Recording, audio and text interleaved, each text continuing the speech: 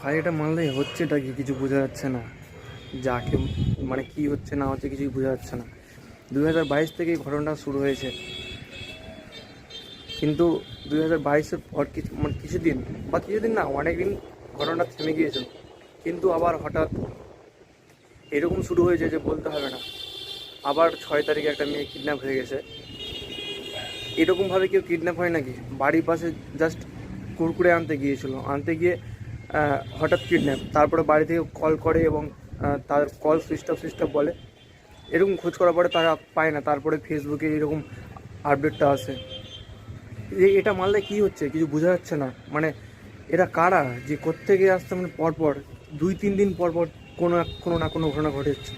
কোনো একটা মেয়েকে কিডন্যাপ করে নিচ্ছে, কারো বাড়ির পরিবারকে গোটে কিডন্যাপ করে নিচ্ছে। এটা ঠিক না, যারা করছে এটা অবশ্য ঠিক না। পরিবারের কতটা কষ্ট হয় তারাই জানে অবশ্য।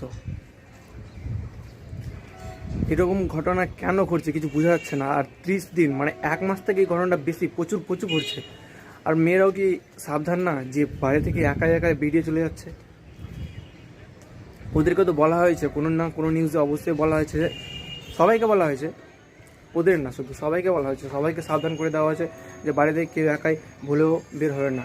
কখনো যেখানে যান সাথে কেউকে নিয়ে যান, একাই কোথাও যাবেন না, সাথে অবশ্যই 2 থেকে 3 জন যান।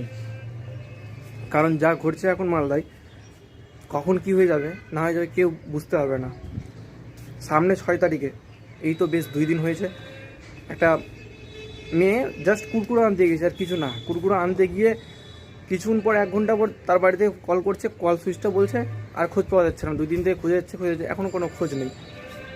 তো আপনাদের মেয়েটার ছবি এবং সম্পূর্ণ ডিটেলস দেওয়া হবে, বাড়ি কোথায় কোথায় থাকে সব কিছু দেওয়া হবে। তো আপনারা দেখেন, আর অবশ্যই যদি পেয়ে থাকেন তো কন্ট্যাক্ট নম্বরে জানাবেন।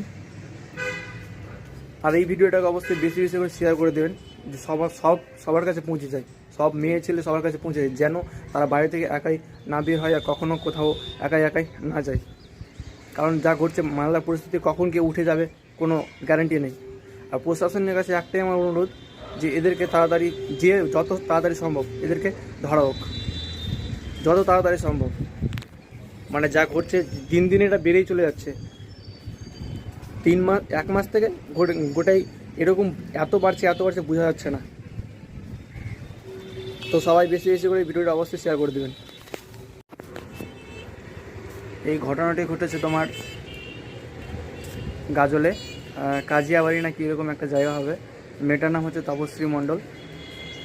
ও দুপুরের দিকে কুরকুরে আনতে গিয়েছিল, তারপরে অনেকক্ষণ ধরে বাড়ি ফিরে না আসার কারণে প্রায় 4টা সাড়ে 4টার দিকে বাড়ি থেকে কল যায় এবং তার কল সুইচ অফ বলে। এরকম কয়েকবার কল করার পরে সুইচ অফ বলে। সন্ধ্যা অবধি তারা অপেক্ষা করে, কিন্তু তবু বাড়ি ফিরে আসে না। তারপরে এরকম একটা নিউজের মাধ্যমে তারা ছড়িয়ে ফেলে। তো আমি সেটা দেখতে পেয়ে এরকম একটা ছোট্ট একটা ভিডিও বানিয়েছি সবাইকে সাবধান করার জন্য অবশ্য। তো দয়া করে সবাই এই ভিডিওটা বেশি বেশি করে শেয়ার করে দাও। আর পরিবারের সবাই, মেয়ে ছেলে সবাই সাবধান হয়ে যাও, যে বাইরে থেকে কেউ একাই কোথাও বেরিয়ে যেও না। ধন্যবাদ, এটাই আমার ছোট্ট একটা ভিডিও।